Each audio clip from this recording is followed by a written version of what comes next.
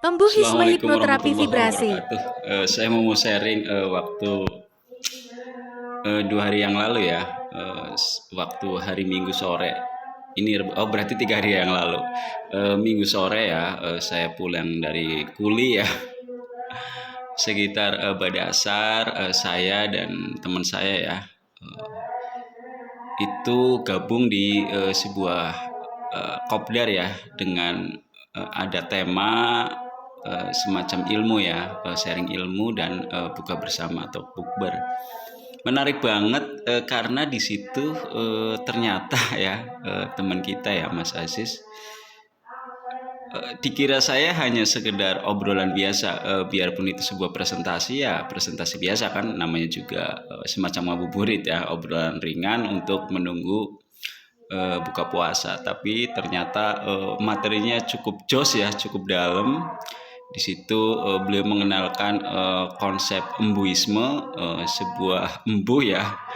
Jadi embuh primen carane atas kersane Gusti Allah. Artinya bagaimanapun caranya kita mendapatkan sesuatu atas izin dan ridho Allah ya.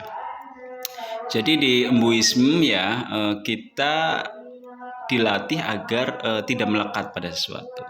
Kita punya goal ya, WFO ya, well for goal setting ya. Itu kita punya tujuan yang jelas, terukur, terus kapan target itu.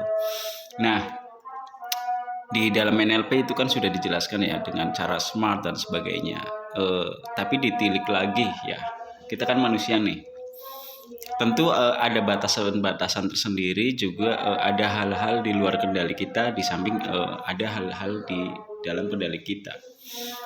Apalagi kita punya Tuhan ya yang maha segalanya, maha kuasa dan maha memberi ya.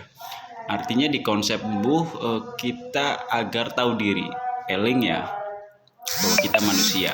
Kita diberikan akal agar berpikir, merasa dan bertindak dengan maksimal.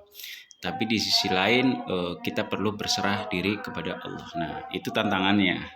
Kadang kita kalau sudah berusaha maksimal, upaya maksimal dan ikhtiar, kita seakan-akan menuntut Tuhan, saya sudah berusaha loh Tuhan, saya sudah berdoa, ikhtiar, tapi kok nggak mendapatkan. Nah, itu kan bahaya. Yang akhirnya kita akan terjebak stres, ya, terjebak putus asa dan segala macam. Itu kan nggak baik. Di situ juga disinggung tentang vibrasi hipnoterapi ya. Untuk vibrasi itu sendiri kan dikenalkan konsep sebenarnya udah lama ilmu vibrasi ini, cuma digaungkan dan dilakukan, disampaikan dengan intens oleh Mas Arief ya. Itu bagaimana vibrasi getaran kita ya. Kita kan pikiran dan perasaan kita kan sebenarnya ada getaran ya, getaran elektromagnetik ke alam semesta. Di situ kita punya kemampuan ya, hanya dengan berpikir, berucap pun kita bisa berimajinasi dan itu bisa mewujud. Artinya ketika sesuatu kita intensikan ya, kita niatkan atau kita atensikan, kita amati, maka akan mewujud. Misalnya fenomena hantu ya, kalau kita mempercaya hal itu ya ada arwah yang meninggal dan segala macam, itu bisa mewujud ya. Sering kan kita mendengar teman kita, saudara kita, orang tua kita yang ketika ditinggal orang tuanya atau saudaranya itu dia melihat di dalam hari-hari baru-baru dia meninggal ya karena dia masih terkonsep oleh sebuah bayangan di dalam pikiran bawah sadarnya, akhirnya terlihat seperti itu ya. Kembali kepada vibrasi, buat apa kita melakukan sesuatu, berujar, berpikir, tapi rasa dalam hati kita berlawanan. Semisal kita ingin sukses, ingin kaya, tapi dalam hati kita masih minder, merasa nggak mampu, merasa nggak layak, itu kan sama aja. Jadi kita perlu untuk menyesuaikan, menyelaraskan gitu ya, antara pikiran, perasaan, dan tindakan kita, dan tentunya juga ucapan ya, agar kita selaras sehingga kita bisa untuk menggapai apa yang kita mau dengan lebih bersyukur ya. Jadi apapun hasilnya kita syukuri. Nah, di dalam syukur ini kan ada rasa cukup ya. Apapun hasilnya itu ya. Ketika kita menerima dengan ikhlas, ridho, kita mensyukuri, maka nikmatnya akan ditambah seperti itu ya. Dalam konsep hipnoterapi juga kita dikenalkan ya, kalau saya sudah terbiasa kita dikenalkan untuk bagaimana kekuatan pikiran ya, khususnya pikiran bawah sadar yang 90% mempengaruhi hidup kita. Bayangkan kita 10% saja loh pikiran sadar kita dan 90% di bawah sadar kita.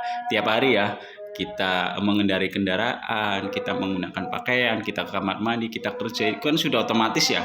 Nggak usah kaku dalam ini saya harus gini, cara naik sepeda motor gini, cara men-starter motor seperti ini. Itu kan repot ya, karena itu sudah menjadi repetisi dan kebiasaan, adalah sebuah habit ya, yang sudah terbiasanya kita nggak terpikirkan lagi.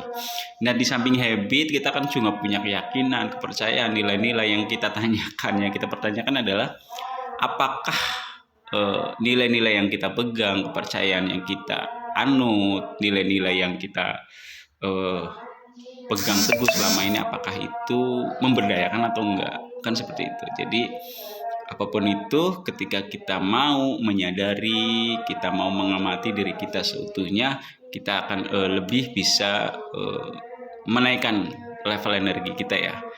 Jadi energi yang force ya, dalam bukunya David R. Hawkins ya, Power versus Force, itu kan ada ya, level putus asa, minder ya, itu bisa dinaikkan menjadi orang yang menerima, orang yang mencintai, inner peace dan pencerahan seperti itu ya. Yang levelnya sampai 500-an ke atas ya. Kalau force kan di bawah 200. Jadi kita perlu peka terhadap rasa-rasa dalam diri kita ya. Apakah ini perasaan yang force ya, seperti minder, marah, gelisah, putus asa dan segala macam.